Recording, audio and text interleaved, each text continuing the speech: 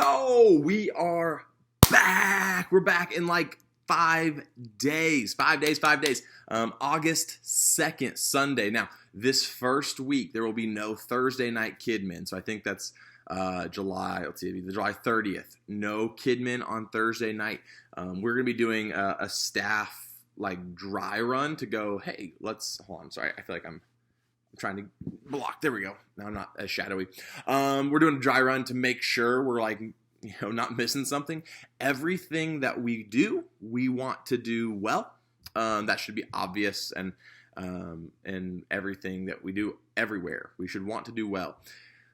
The goal is not to be perfect this weekend. There is no expectation for perfection. But we just don't want to overlook something very simple. And so here's what's going to happen is we're going to have KidMin on August 2nd, and then the next week, like August, I guess, 5th and 10th, or no, I don't know, 7th and 10th.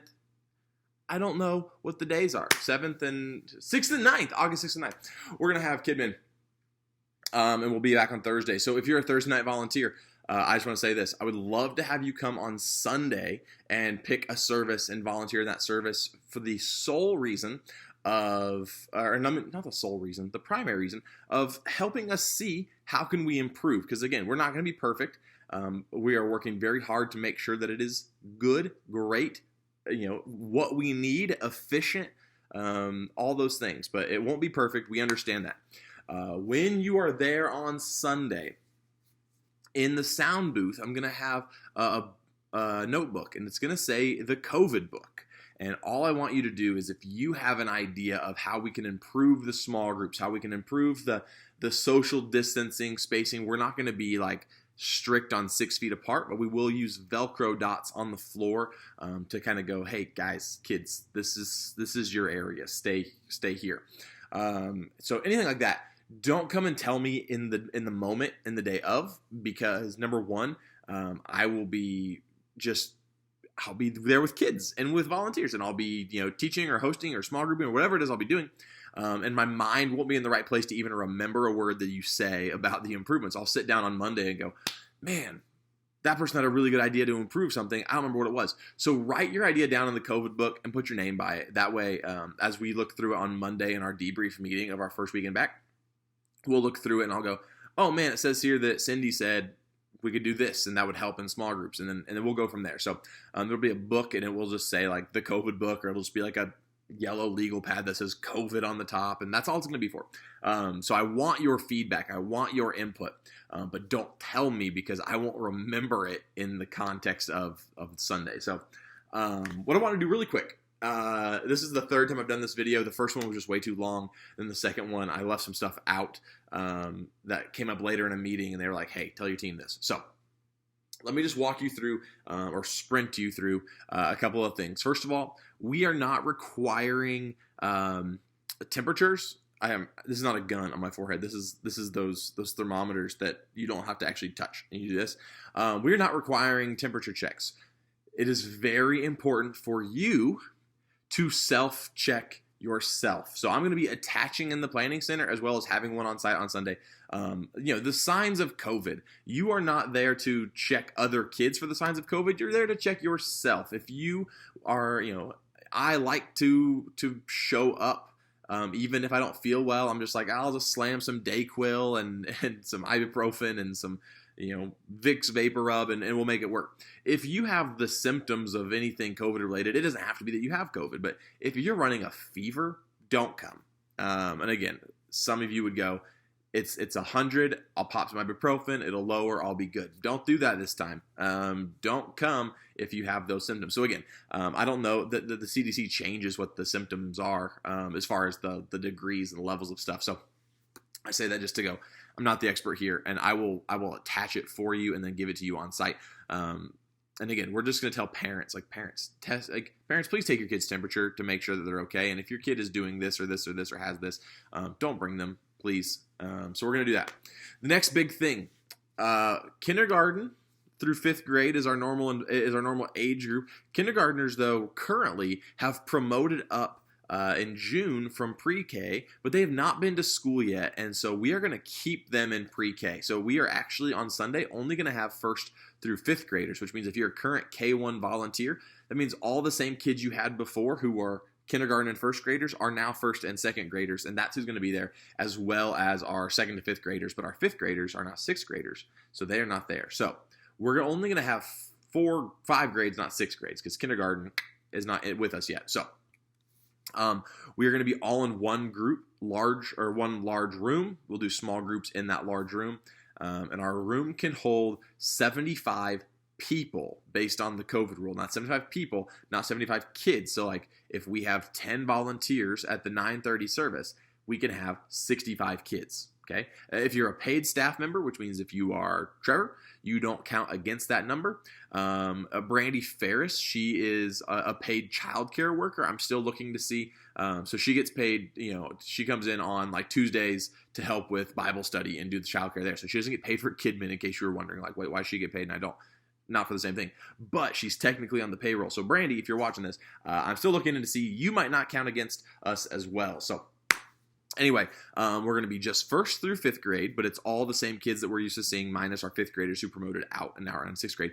And we're going to be in C1, which is our normal satellite / overflow room that's attached to the lobby, not in the kids' wing that we would normally be in. There's a really good reason for it. It involves the security of locking down wings and giving us enough bathrooms to do this. So I can tell you more about that later. For this video, you don't need to know why we're doing it, but again, it's a great reason. We had 2 or 3 long meetings about this. One I don't know if constitutes as a meeting, but anyway. So we had these meetings. We're going to be in C1. It has a projector screen. It has carpeted floors. We're going to put the Velcro dots down. It's a great fit for what we're doing short term. Again, we're not trying to be perfect and we're not trying to change everything. We're just trying to go, how can we function in a way that is safe, but is also fun and creative and engaging for kids? And so this was a key part of that. How are kids safe? We don't want randos walking in and out of the hallways, and we want to keep that area locked down to protect our kids. Not from COVID, but from creepers. And so this was a great option for us. So 2 more things, just really quick, because again, at this point, look through the planning center. It's going to be a real different this week, but when you're in the room and stuff, I understand that. And that's why we're not going to be perfect this week. We're just going to have fun, teach kids a great lesson, have some fun small group games, engage, just be glad to be there. Apparently today, Tuesday, Jay Inslee has another update. And every time he has an update, someone goes, it's going to be a big one. And no one freaking knows. So let me just say this. Typically when he gives an update, that does not actually go into effect for about a week. If he gives an update today and says that churches cannot meet in groups of 200, it's now back to 50, that would put a wrinkle in what we do. But if he says that today, the likelihood that it goes into effect by Sunday is very, very small. It would probably go into effect by July 9th. August 9th. So just know, until you hear from me in a video like this, otherwise, we are going to have KidMin on Sunday. So if you are watching the Inslee announcement later and he goes, hey, churches, you gotta change the way you're doing things. You can't meet. Just know that probably won't go into effect. And so we're just going to meet anyway. So that's that. And the last thing is small groups. We will, like I said, kids will sit on Velcro dots when it's time for small groups. Everything in your small group is either completely hands off or it is disposable. So I'm going to have small group papers for you that normally when you're done, you just go put it back on the table or back in the binder if you're in K1. Throw it away afterwards. That's just kind of us being, due diligence. There's going to be an activity where you're going to have kids make shapes with a pipe cleaner. Every kid gets a pipe cleaner and then they can take it home or they can throw it away. We're obviously not going to reuse pipe cleaners. There's another one where they're going to make, it's the theme of the month is promises, and it's kind of Paradise Island themed. And so we're going to be making like lei necklaces like from Hawaii, but we're going to use cupcake liners. And again, they're going to take those home, and then we're going to use those, and then they're out of the room. We're not going to keep doing that. So everything is either completely hands off or it's one-time use and disposable for your safety, for kids' safety, for the next group safety, for cleanup at the end. It's just easier. We just go trash can. So at this week, no markers or anything, because then we technically have to go and sanitize every single marker, and I'm just like, no. I don't feel like doing that in the first week. we'll get there. We'll figure out a system and we'll get better at that. But this week we're just like, hey man, just survive it. Just get through it. Have a great time doing it. So that's all that. The last thing is all staff and volunteers. I just want to reiterate this. All staff and volunteers are required to wear a mask at all times while in the building, which means if pre-service you want to stand outside and say hi to kids as they're coming in, you can do that without a mask on. And actually, for some of you, I would encourage that because then kids get to come in and see your face. Again, but if I'm inside, I have to wear a mask. If you're inside, you have to wear a mask. I did ask, like, hey, can we take our small groups to the basketball court and do small groups outside and take masks off? And they said, no. But just no. We are looking for the ways to be creative with this. So anyway, that is it. Look through the lesson plan on your own. Nothing is out of the ordinary. I know it's been 3 or 4 months that we've been in KidMin, but like if you've ever been in KidMin before, you look at it and go, this looks pretty standard, because it is, because I did not obviously want to throw any extra wrinkles into the mix in our first week back. But guys, so excited. I'm even going to attach the video because we're going to do a video lesson so that way I can sort of be evaluating more, and I'll host live but evaluate. And our videos are super fun. Have our friend Cool Carl with 2 L's. He's great. So have a great day. Have a great week. And yeah, I will see you guys real soon, like in 5 days. So can't wait. Peace out.